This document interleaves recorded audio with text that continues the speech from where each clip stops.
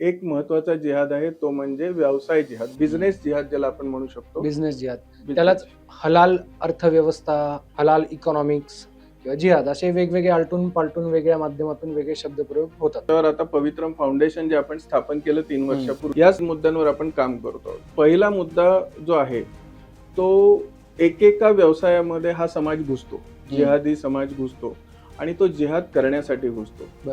आता आपण बघतो की हॉटेल व्यवसाय आहे समजा, तर त्याच्यात शेट्टी समाजाची किंवा साऊथ इंडियन लोकांची जरा मोनोपोली आहे. काही समाजांची मोनोपोली, समजा किराणा मालाचे दुकान आहेत, मारवाडी समाज असतो, राजस्थानी लोक असतात त्याच्यामध्ये, केटरिंगच्या याच्यामध्ये काही विशिष्ट समाजाचं प्राबल्य असतं.